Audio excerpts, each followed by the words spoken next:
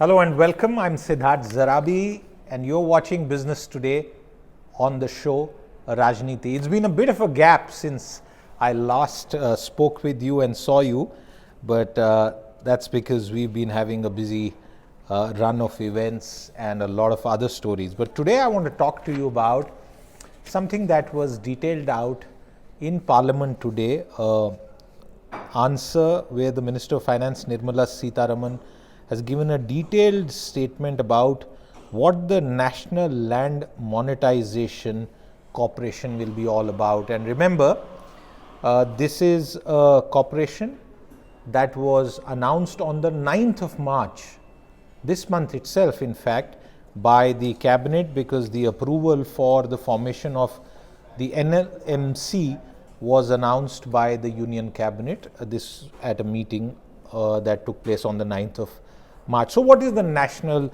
Land Monetization Corporation and what will it do? First, some bare facts. This is a company that is being set up with an authorized share capital of 5,000 crore and a paid up capital of 150 crore, and the aim of this corporation is to monetize the surplus land and buildings which are the assets of central public sector undertakings. This was a budget announcement, not in the recent budget, which was presented on the 1st of February and which is for the next financial year, but it was announced the year previously.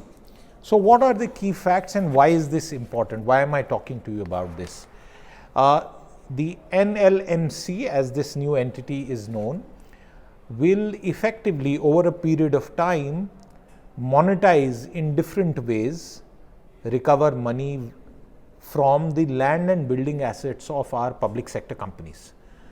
Now, from the commanding heights of the Indian economy, where public sector undertakings, where the crown jewels, literally, the Navratna PSUs, that's a term that you must have heard, and these were companies which were monopolies or near monopolies in each of the sectors that they operated in, and they had a massive impact on daily life, to a situation where private sector owned corporations are the largest and have a lion's share of the Indian economy. Now, these companies, because of their very nature, many of them are manufacturing companies, many of them are telecom companies, they had significant land parcels. And the NLMC will not just look into PSUs, which are body incorporated entities. It will also look into the land which is owned by the railways and the defense department. The defense department and the railways are actually the largest landowners in India, but we'll come to that later. Let's come back to the issue of public sector undertaking. So what is it that is going to be done? So far, 9 public sector companies, and some of those include Mahanagar Telephone Nigam Limited, Bharat Sanchar Nigam Limited, Bharat Petroleum, which by the way is to be disinvested, a strategic disinvestment has been in the works for quite some time now, Bharat Earth Movers Limited, HMT, a famous PSU brand, many of us would have perhaps worn a HMT watch. No longer so. The company stopped manufacturing watches quite some time back. It's almost like a collector's item. And these are companies, 9 companies so far, which have identified around 3,400 acre of surplus land which can be monetized. But this is just a fraction of the land assets, building assets that PSUs have. So this corporation, NLMC, which will have a 13-member board and 7 appointees from the government, and the others will be from the private sector. There will be subject matter experts. They are going to now become a new entity which will do the non-core disinvestment. What is core disinvestment? Core disinvestment means decisions and the process that was involved in the sale of Air India to the Tatas. Non-core means assets, surplus land, buildings or other similar things which can also be monetized, can be leased out, can be directly sold, and revenue can be gathered by the government of India, which is the principal shareholder in all these corporations. And in some ways, I would describe that the setting up of the NLMC is a watershed moment in India's disinvestment history. Roughly 24 years ago was when we started the process of disinvestment through major sales. The then government at that time till 2004, which was the BJP-led NDA under the Prime Ministership of late Atal Bihari Vajpayee, did a lot of PSU divestments. It sold these companies, including Videsh Sanchar Nigam Limited, which was also taken over by the Tatas incidentally. And then there was a period of 10 years where the UPA, which had the support of the communist parties in its initial first outing, said there will be no privatization, PSUs won't be sold, they will be revived. Well, everyone says PSUs will be revived, PSUs will not be sold, but we have seen what has actually happened as far as the market is concerned. And therefore, the current government has now decided to pursue this path of asset monetization. This NLMC, I must point out here, it's not going to have an easy path. So far, core divestment is being handled by the Niti Aayog, non-core by the Disinvestment Department in the Ministry of Finance. And remember, another 6th department has been added in the Finance Ministry, which was the Department of Public Enterprises, which was merged into this ministry recently.